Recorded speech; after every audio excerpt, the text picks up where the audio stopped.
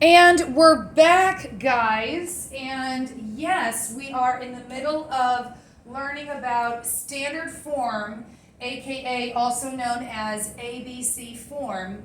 And so, just like we were able to write the equation of a line by looking at it on a graph in slope intercept, and writing the equation of a line by looking at it on a graph in point slope, now we're going to write the equation of a line by looking at it on a graph in standard form.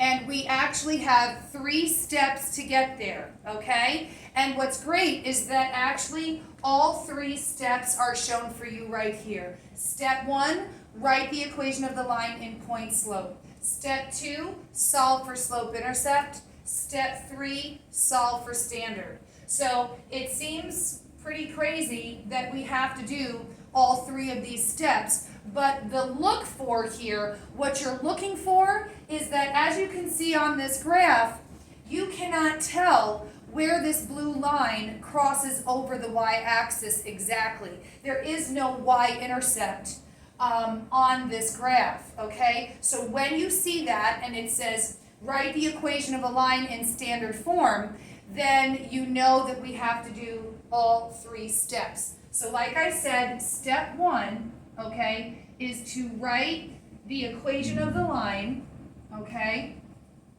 in slope.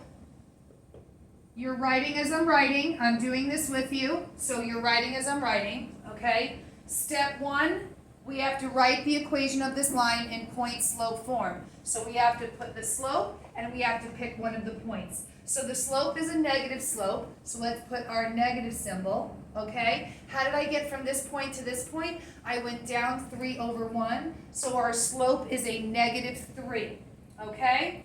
Then which point do you think I'm going to choose? Obviously, the one that has the smaller numbers. So we have positive 1, positive 1. Okay? So, done. Step 1 is complete. You wrote the equation of this line in point slope form. Step 2, okay, is solve for slope intercept. Well, we know how to do that. Just basically solve for y. Let's do our distributive property. Bring down the y minus 1. Negative 3 times x is negative 3x. Negative 3 times a negative 1 gives us a positive 3. Okay? Have we solved for y yet? No. I should have erased those parentheses. Those don't need to be there anymore. Okay? Sorry about that. So, what's our only step left to get this y all by itself? We need to add 1 to both sides. Make sure that your handwriting is neat so you can clearly see what's going on here. Okay? And you have completed step 2. Step 1, write it in point slope form. Step 2, solve for slope intercept with our 1-step solving for y.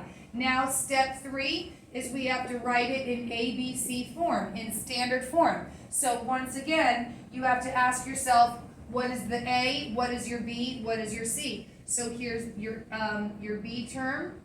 Okay, when it's in slope intercept form, it's in BAC form. So we want to circle that A term, draw the arrow to signify that we need to move that A term to the other side.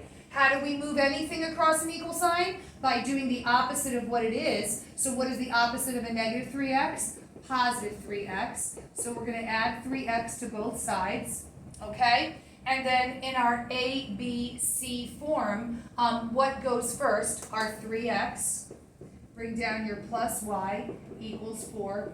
And this is the equation of this line in standard form. Okay? So, what's great about this is that this is not a negative number and it's not a fraction, so you're good to go. So, we're going to practice some of those examples, taking it from the graph and writing it in standard form.